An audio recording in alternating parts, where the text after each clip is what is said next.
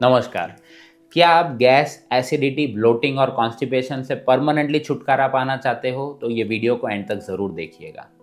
ये वीडियो में हम डिस्कस करने वाले हैं एक सिंपल 5 मिनट की ब्रीदिंग एक्सरसाइज, जिसकी वजह से शायद आपको 50% फ़ायदा हो सकता है इन सारी गैस्ट्रो प्रॉब्लम्स में। ये ब्रीदिंग एक्सरसाइज का नाम है डायफ्रामेटिक ब्रीदिंग और ये इतना सिंपल है कि 5 साल का छोटा बच्चा या फिर 80 साल के दादाजी सब लोग ये कर सकते हैं। आप इसको घर में कर सकते हो, ऑफिस में कर सकते हो, खाना बनाते हुए कर सकते हो, लेटे लेटे कर सकते हो, सोफा पे बैठ के कर सकते हो, टीवी देखते देखते भी कर सकते हो। So this is very simple, very effective, और क्योंकि ये आप घर पे कर सकते हो, दिस इज़ फ्री।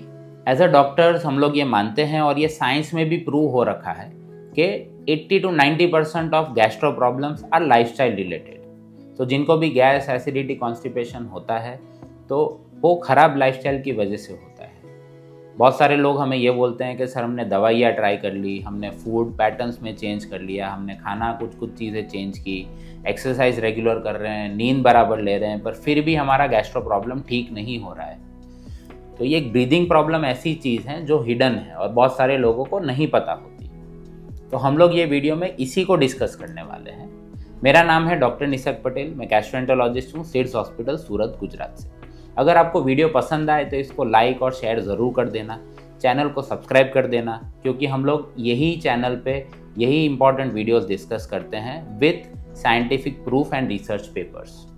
तो चलिए अपने वीडियो को आगे बढ़ाते हैं। गैस्ट्रो गुरु के साथ बढ़ाएं अपने पाचन स्वास्थ्य का अनुभव, जहां विज्ञान और वास्तविक ज्ञान मिलते हैं। Authentic medical health information, gastro गुरु के संग। नॉर्मल ब्रीदिंग पैटर्न को हम लोग सिंपली डिवाइड करें तो इसको हम लोग 2 पार्ट में डिवाइड कर सकते हैं। One is a shallow breathing and one is a deep breathing. Shallow breathing मतलब हम लोग अटक अटक के या रुक रुक के कम सांस लेते हैं।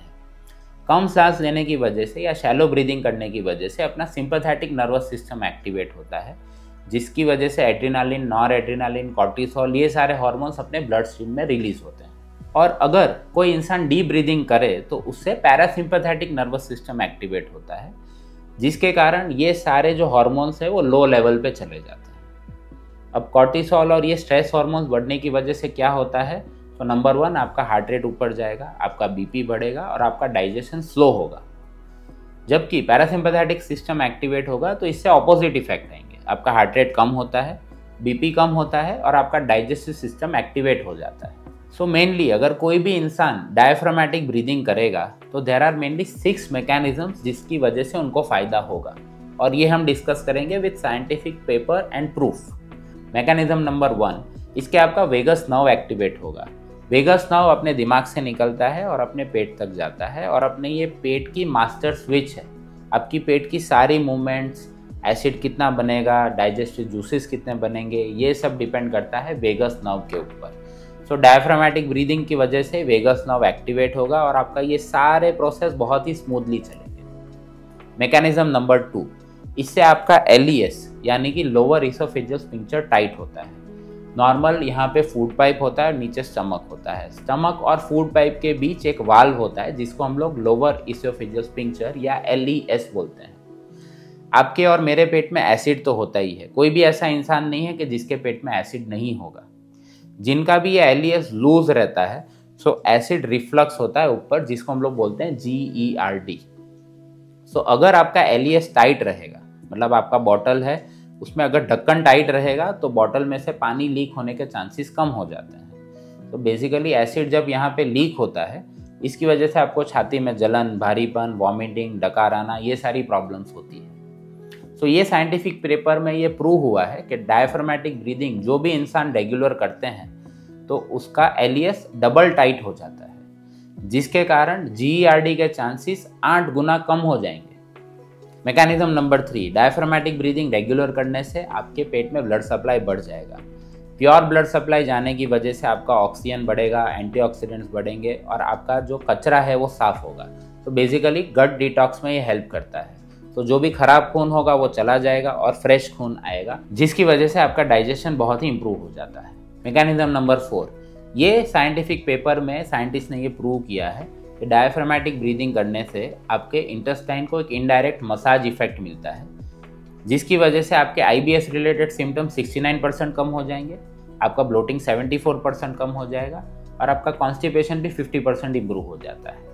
मैकेनिज्म नंबर 5, ये साइंटिफिक पेपर में डायफ्रामेटिक ब्रीदिंग जो इंसान रेगुलर करते हैं उसमें स्पाइनल एक्टिवेशन होता है, ब्रेन में न्यूरोट्रांसमीटर्स बढ़ते हैं और आपका कॉर्टिसोल का लेवल कम होता है, जिसकी वजह से आपका हार्ट रेट कम होगा, आपका BP कम होगा और आपका डाइजेशन का प्रोसेस बहुत ही स्मूथ और स्पीडी हो जाता है। And it is a known fact कि जिनको भी स्ट्रेस ज़्यादा होता है उनको IBS, ब्लोटिंग और एसिडिटी बढ़ जाता है। सो डायफ्रामेटिक ब्रीदिंग करने से उसका ऑपोजिट इफेक्ट आता है जो अपने शरीर के लिए फ़ायदेमंद रहता है। And mechanism number 6, American journal of gastroenterology जो एक बहुत ही रेप्यूटेड जर्नल है, हम एज अ गैस्ट्रोएंटरोलॉजिस्ट इसको बाइबल मानते हैं। इसमें ये क्लियरली प्रूव हुआ है कि जिनको भी एरोफेजिया हो या रूमिनेशन हो तो उसमें diaphragmatic breathing is the main treatment. Aerophagia में क्या होता है, कुछ लोग अपने मुंह से ब्रीथ करते हैं जिसको हम लोग माउथ ब्रीदिंग बोलते हैं, जिसके कारण जो हवा होती है वो डायरेक्टली पेट में चली जाती है और ब्लोटिंग हो जाता है और पेशेंट को बार बार डकार आती है, जिसको हम लोग सुप्रागैस्ट्रिक बेल्चिंग बोलते हैं। Diaphragmatic breathing is one of the main treatment for supragastric belching and aerophagia. Rumination normally छोटे बच्चों में होता है जिसमें पेट का खाना और एसिड इनवॉलेंटरीली, मतलब बच्चा जानबूझ के ये नहीं करता बट वो खाना गले तक आ जाता है और वो बच्चा उसको या तो थूक देता है या तो वॉमिटिंग हो जाती है। तो बहुत सारे पेरेंट्स को ये लगेगा कि मेरा बच्चा वॉमिटिंग करते जा रहा है और बहुत सारी दवाई ले ली, फ़ायदा नहीं हो रहा है, but this can be rumination syndrome. और रूमिनेशन सिंड्रोम में main treatment is diaphragmatic breathing. तो these are main 6 mechanisms. Number 1 आपका वेगस एक्टिवेट होगा, नंबर 2 आपका लोअर इसोफेजियल स्फिंक्टर टाइट होगा, नंबर 3 आपके पेट में ब्लड सप्लाई बढ़ता है, नंबर 4 ये आपके इंटेस्टाइन्स को इनडायरेक्टली मसाज करता है, नंबर 5 इससे आपका बॉडी का स्ट्रेस लेवल कम होता है एंड नंबर 6 इससे आपका एरोफेजिया और रूमिनेशन कम होता है। सो अब हम एक डेमो देखते हैं कि डायफ्रामेटिक ब्रीदिंग आप कैसे कर सकते हो। बड़ा ही सिंपल है, आपको इस तरह से चेयर पे बैठना है, अपनी जो बैक है वो स्ट्रेट रखनी है, एक जो आपका हाथ है वो आपको चेस्ट पे रखना है और दूसरा हाथ आपको पेट पे रखना है। आपका मुंह बंद होना चाहिए, नाक से लंबा सांस लेके नॉर्मली पेट को बाहर लाना है कुछ इस तरह से। फिर इसको आपको 2 या 3 सेकंड के लिए होल्ड करना है और फिर मुंह से या नाक से रिलीज करना है। एक बार वापस ट्राई करते हैं, मुंह बंद, नाक से लंबा सांस लेना और पेट बाहर फुलाना है। Hold for 2 or 3 seconds and then release. So basically आपकी चेस्ट की मूवमेंट ज़्यादा नहीं होनी चाहिए। हम लोग नॉर्मली सांस इस तरह से लेते हैं, मतलब अपनी चेस्ट बाहर आती है और अपना पेट अंदर जाता है। डायफ्रामेटिक ब्रीदिंग में उसका ऑपोजिट करना है। आपको स्टार्टिंग में 2-3 दिन लगेंगे इसमें सिंक्रोनी डेवलप करने में। आप एक शीशे के सामने बैठ के भी इसको ट्राई कर सकते हैं, प्रैक्टिस कर सकते हैं। अगर आपको इनिशियली बैठे बैठे जो इसकी सिंक्रोनी है वो डेवलप नहीं हो रही है तो आप इसको लेट के ट्राई करो, आपकी सिंक्रोनी जल्दी डेवलप हो जाएगी। सो बेसिकली आपका पेट अंदर बाहर होना चाहिए, आपकी चेस्ट सेम पोजीशन पे रहनी चाहिए, मुंह बंद करके नाक से सांस लेना है और वही सांस फिर आपको मुंह से या नाक से छोड़ना है। इसको आपको मिनिमम 5 to 10 मिनट्स करना है। खाने के बाद, भूखे पेट इसको नहीं करना है, खाने के बाद इसका इफेक्ट ज़्यादा अच्छा होता है। जिनको भी एरोफेजिया या फिर बार बार डकार आना, जिसको हम लोग सुप्रागैस्ट्रिक बेल्चिंग बोलते हैं, या फिर जो बच्चों को रूमिनेशन सिंड्रोम है, तो यही एक्सरसाइज आपको 15 to 30 मिनट्स करनी है। जितना आप ज़्यादा करो उतना बेहतर। सो माइंड यू, ये आपको खाने के बाद करना है और मिनिमम फॉर 5 to 10 मिनट्स। जिनको रूमिनेशन, एरोफेजिया और सुप्रागैस्ट्रिक बेल्चिंग है उसमें ये 30 मिनट्स तक करना है। साइड इफ़ेक्ट्स, इसकी कोई मेजर साइड इफ़ेक्ट्स नहीं है। स्टार्टिंग में शायद आपको थोड़ा सर दर्द होना, थोड़ा चक्कर आना, ये हो सकता है, but this is a healthy thing.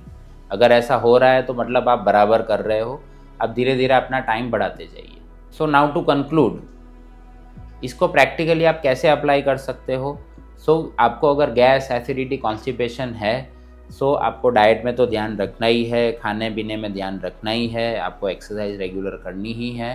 तो it is a multi modal thing और इनिशियली दवाई का सपोर्ट भी आपको लगेगा। अगर आपको बहुत सीवियर गैस एसिडिटी है तो सिर्फ लाइफस्टाइल चेंजेस से ये आपकी गैस एसिडिटी चली नहीं जाती है, 2 या 3 महीना आपको दवाई लेने की ज़रूरत पड़ेगी। बट मैं अपने सारे पेशेंट को ये बोलता हूँ कि दवाई एक लकड़ी जैसे है। आपको फ्रैक्चर हुआ है, आप चल नहीं सकते हो, तो आप वॉकर या लकड़ी के सपोर्ट से चल रहे हो, आपको परमानेंटली वॉकर पे नहीं चलना है। जैसे ही आपका पाँव ठीक होता है तो आपको वॉकर छोड़ देना है। सो दवाई ये वॉकर या लकड़ी जैसा ही है। आप अगर लाइफस्टाइल चेंजेस करते हो जिसमें नॉर्मली 3 या 6 महीने लगते हैं, रातों रात ये सारे चेंजेस डेवलप नहीं होंगे, पर अगर आप कंसिस्टेंटली इस पर डटे रहते हो तो आपको लॉन्ग टर्म में बहुत सारा फ़ायदा होगा और आपकी दवाई परमानेंटली छूट भी सकती है। तो ये वीडियो को हम लोग यहीं पे समाप्त करते हैं। वीडियो अगर आपको इंटरेस्टिंग लगा हो तो लाइक और शेयर प्लीज़ कर दीजिएगा। चैनल को सब्सक्राइब कर देना ताकि हम लोग आपको यही इम्पॉर्टेंट मेडिकल इन्फॉर्मेशन ऑथेंटिक और साइंस बैक्ड पहुंचाते रहेंगे। नमस्कार, धन्यवाद। गैस्ट्रो गुरु के साथ बढ़ाएं अपने पाचन स्वास्थ्य का अनुभव, जहां विज्ञान और वास्तविक ज्ञान मिलते हैं। Authentic medical health information, gastro गुरु के संग।